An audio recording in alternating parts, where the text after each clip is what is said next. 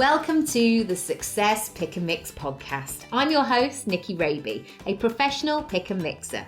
I'm a personal brand coach, a speaker, an actor, a creator, and a podcaster.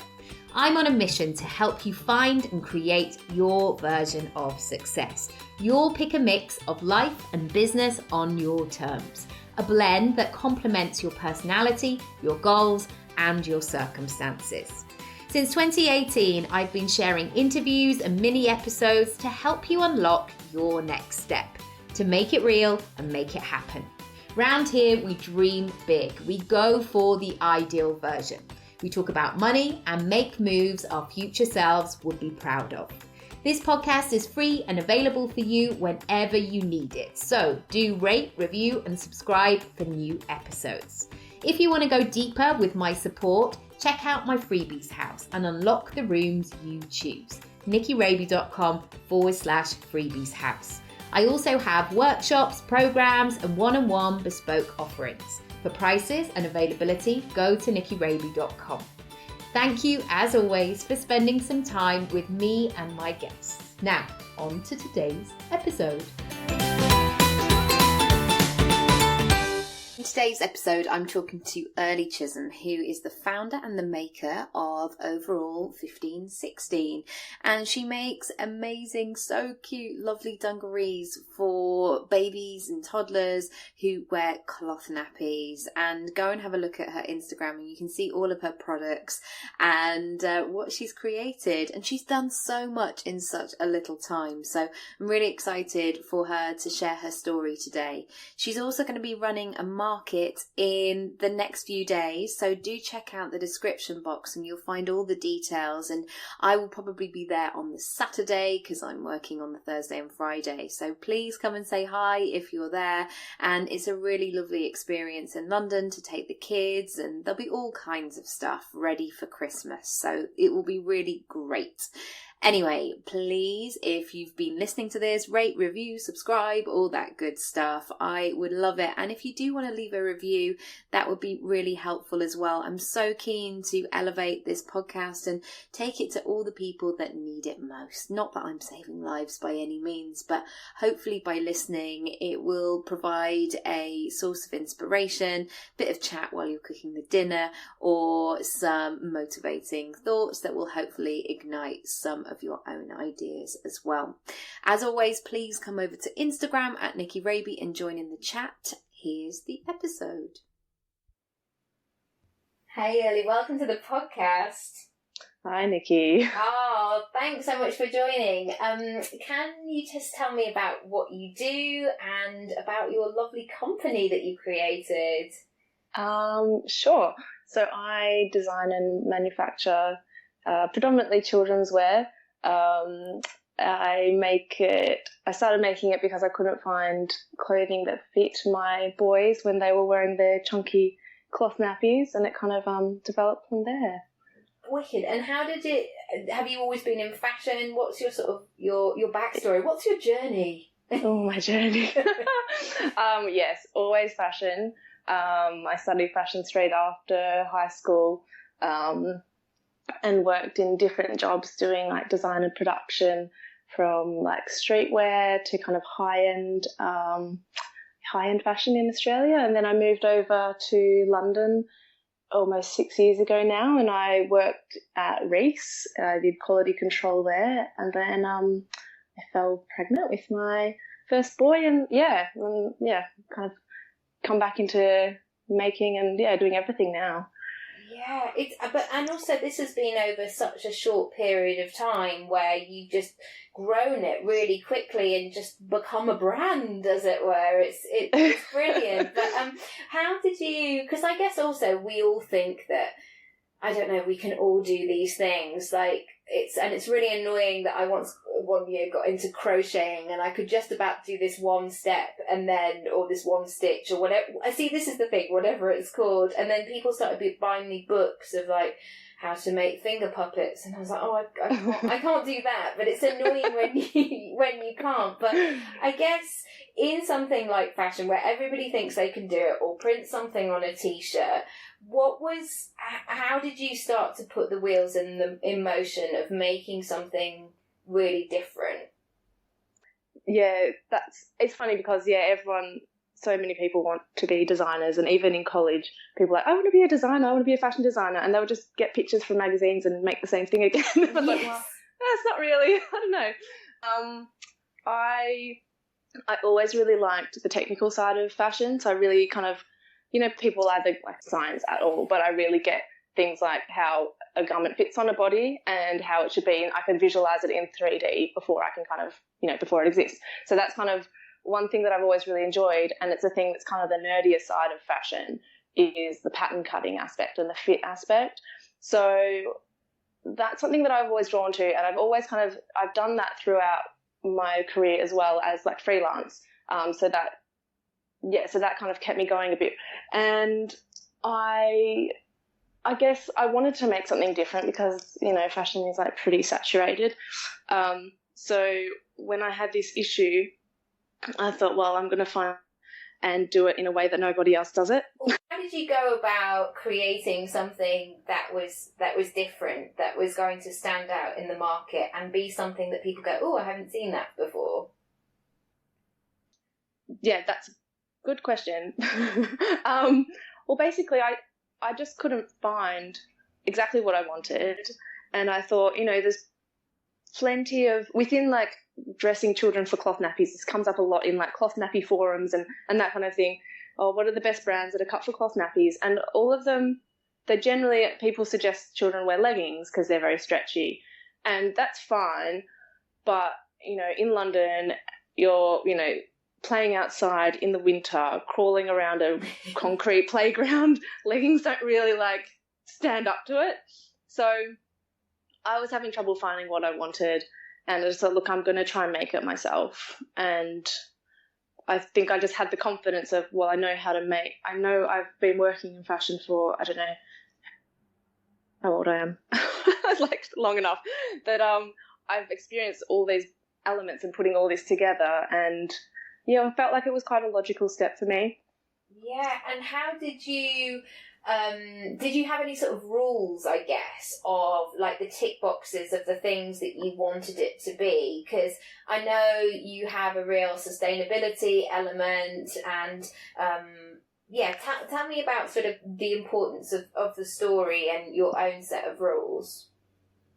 Yeah, well, I want it to be, it always has to be something that lasts. I'm a big fan of, like, I've always shopped in vintage shops. I'm a big believer in not buying into trends. Like, I appreciate a trend, but I also just like investing in pieces and liking them because you personally like them rather than being dictated, like, this is what's cool right now. Yeah, because certainly I've worn a lot of trends that I should never, ever have worn in my life. When you're like, why am I wearing a see-through camouflage shirt with, like, a beige bra underneath? Because that was 1995, people.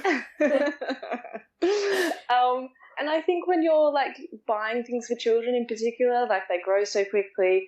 So I really liked the idea of creating, like, a solid basic that you can buy for one child and pass on to the next one. And I'm very big believer in gender neutral or gender free dressing for children because, like, back to my background of fitting garments, and children aren't any different in body shape at that age. So there's no need for children to have boys' clothes or girls' clothes in that respect.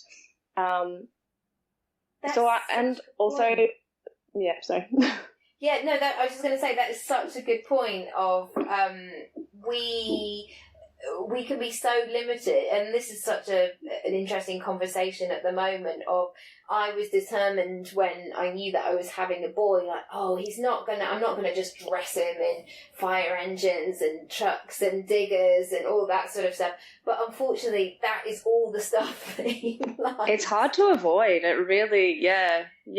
I mean, I said to him the other day, because we're trying to get a new coat for him, because the other one just looks like he's been down some kind of mine in it, because it's absolutely disgusting at all times, which is absolutely fine, because I want him to get messy and have a great time. Yeah, and I was having to show him a few coats, like, which is now what I'm trying to do by showing him, like, oh, what do you think about this one, and getting his opinion. Yeah. And he just looks at this blue coat and he went, no, this hasn't got any of the things that I like. Fire engine stick, and he listed them all as if to say, like, what are you doing? What are these fashion choices that you're offering me, Mum? They're not doing anything.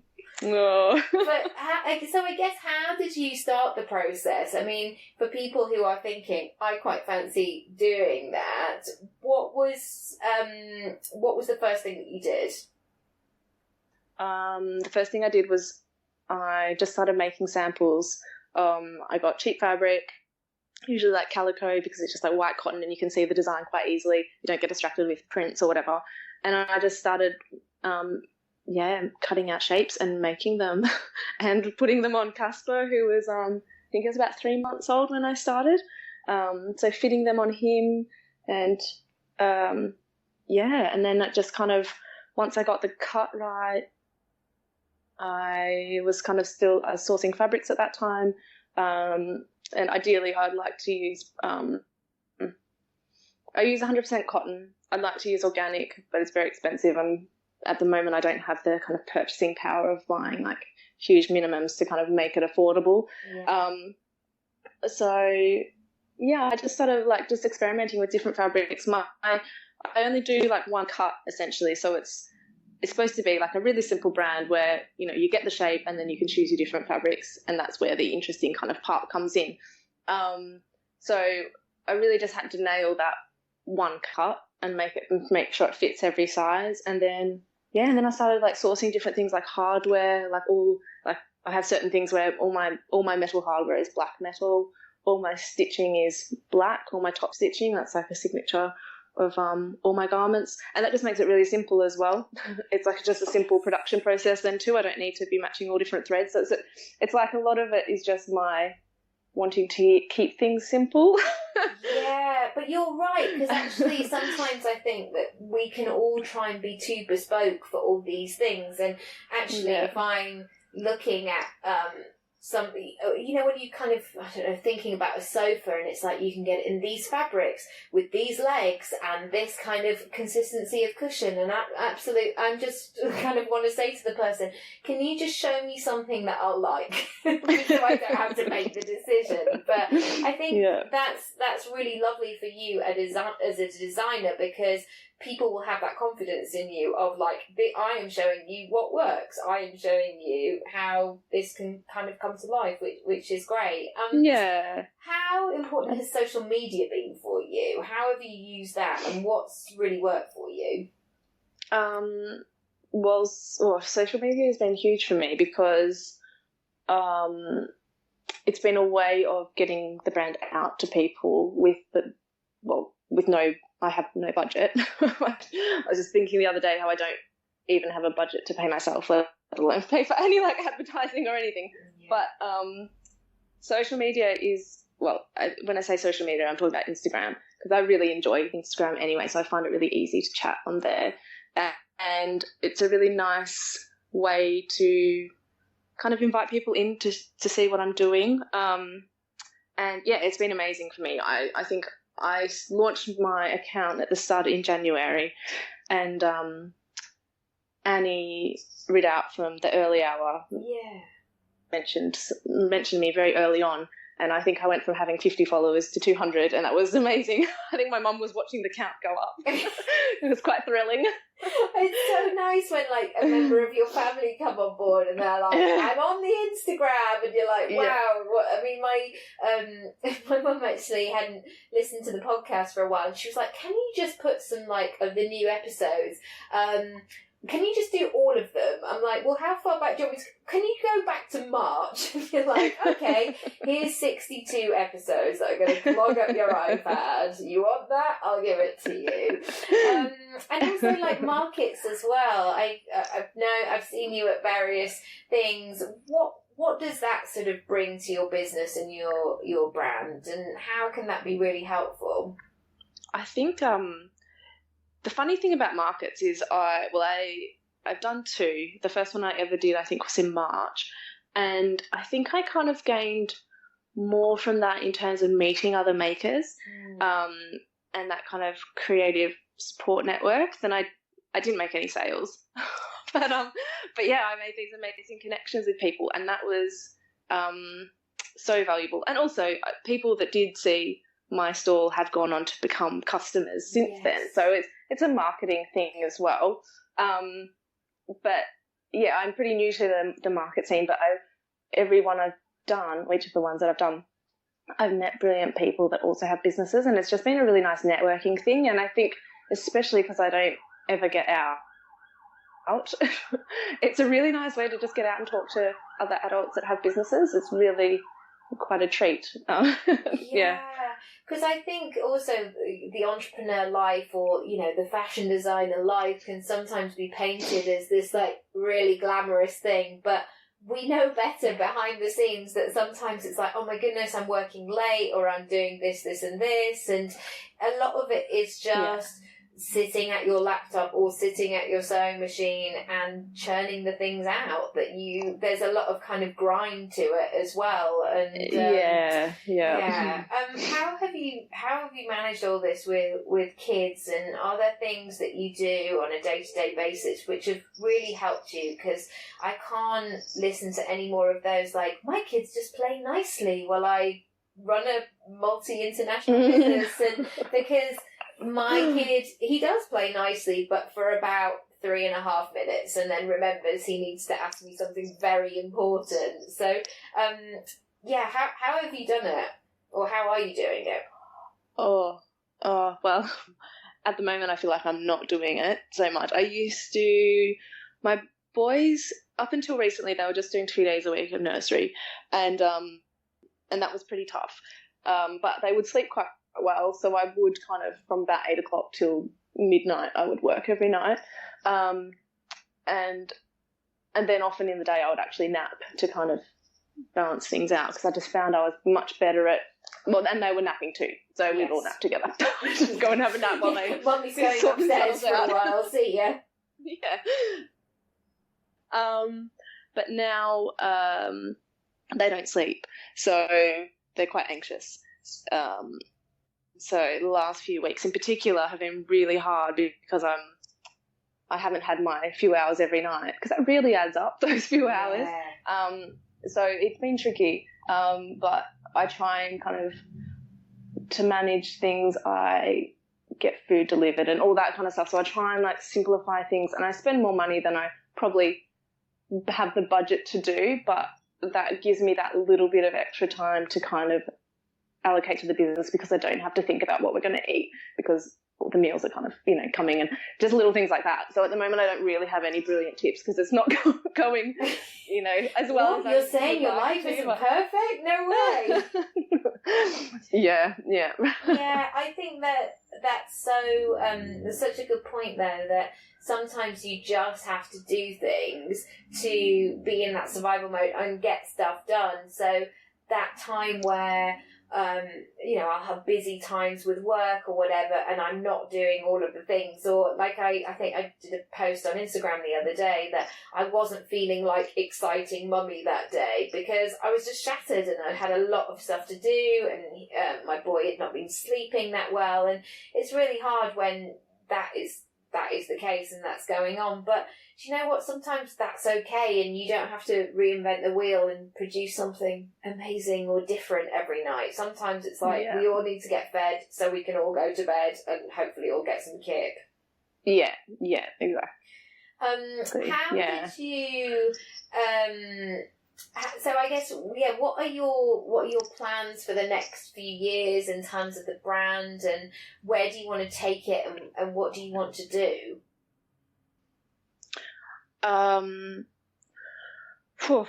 Well, ideally I want to be stocked all over Europe. That's my plan, is to get into wholesale. I've got one wholesale shop at the moment in Dorset, and she's absolutely lovely. It's in stocked in a shop that sells like cloth nappies, and it's all that kind of stuff, which I'm really like just really pleased that my products are in there, because I would love for them to be in a fashion kids shop as well, but because that's where I began and the source of kind of the inspiration for the brand, I'm really happy that it's there. So yeah, I just want to be all over Europe. I think that's the plan. Yeah. And how exciting though that already, and I think this is a really good takeaway for people, is that you just got to keep focused on what it is that you want and really knowing that it can be possible. And sometimes you can just have a phone call or a conversation with somebody, and then suddenly the next door is opened, and then suddenly things become a bit easier, and it's great. And yeah, happy days. Tell us about the market that you're doing next week. It's next week or this week? Or share the date. This oh gosh, the date. It's the 29th of November to the 1st of December. And from doing the markets, I've really got that taste for talking to customers. Like, I really enjoy it. And so I thought, I really want to just get out there with my stuff and chat to people. And also it's kind of like an excuse to get together with a ton of other brands. I basically just went through my Instagram and listed all my favorite brands and contacted them, and they pretty much all said yes. So I've got about 20 brands, and they're kind of across like fashion and homewares, interiors, like textiles, stationery. I'm actually a bit intimidated by the brands that said yes. I'm like, oh, did they know? I don't know. It's quite cool. So I'm like taking up residence in this cool little workshop in Shoreditch, and I'm doing classes, doing workshops on sashiko repair, like hand stitching, because I've got a sashiko kit and I want to show people how to do that. I've had a few requests about workshops, so I thought, I'll put one on as well. And then on the Friday morning, we've got a weaving workshop, and on the Saturday morning, and I think Saturday afternoon as well, we've got a puppet making workshop with Rox from a brand called Young Double. She's brilliant. She does really cool screen printed stuff and just like crafty things. So she's running workshops. So yeah, that should be a bit more of a family day. So I'm hoping like the mums and dads get out on the Thursday and Friday and have a chat, and we'll have some nice treats in the shop as well, and have a Christmas kind of browse. Yeah. What's worked really well in terms of logistics and pulling those people together? Because I think sometimes we all think like, oh, wouldn't it be cool to put on an event? But actually sometimes it can be quite a lot of work bringing it all together. So what's helped you to do that? Yeah, Nicky, I really didn't think it was going to be so much work. I've put on events before, but it's kept me quite busy actually. And I think because I initially thought there'd be a couple of brands and more people said yes than I expected. So, which is brilliant. But I'm sending lots more emails than I normally do. Totally. I don't know if I have any answers to that. But I think I think it's really nice that people have actually just said yes as well, and it kind of has shown me just not to be afraid to, if you have an idea and a bit of a plan, to just try it out. Yes, and just go for it, because I think that's been my whole business as well, has been a bit like I've kind of felt like I've got nothing to lose, and I think that lack of things. How do you say that? I don't know. That's what's kept me going in a way, because I haven't had very far to fall, so I might as well go for it. Absolutely, and I think sometimes we can put all those excuses in place and sometimes when my back is against the wall and I'm like, oh, I've actually got to make this work, or I've got to work towards this deadline, that's when everything just sort of, has to come together, because it's a sink or swim kind of situation, I guess. If people want to come and find more and come and follow you and see your gorgeous products, where should they go? You can see my website is overall1516.com, and my Instagram is just at overall1516, and I will have lots of information on both those places for the workshops and for the pop-up in general. And also people have a chance to win some gift vouchers if they have a look on my Instagram as well. They'll see a post about that for the pop-up shop. So Happy Christmas to mums and dads. Yeah, exactly. Yeah, it all starts, doesn't it, of like trying to create all these things, but sometimes actually I just want a hot cup of tea and a sit down. I think my Christmas wish list is quite low, just to have a bit of, I don't need anything in a big box that I'm going to have to deal with. It'll just be nice to chill out in that way. Well, thank you so much. We're going to try and come down and see you and do all of that, and I'm sure there'll be some sort of cakes and all the rest of it, which my boy will absolutely love. Now he's started to figure out his day trips around his snacks that he's going to be partaking in. Oh, I know. That's what it's always cake. I always have to say there's going to be cake, otherwise no one wants to come. Yeah, it's a standard ride. Yeah, people who are craving, tired parents who are craving the sugar and the caffeine, like, quick, come in. But thank you so much for being such a brilliant guest and sharing your story. Thank you. Oh, thank you, Nikki. Thanks so much.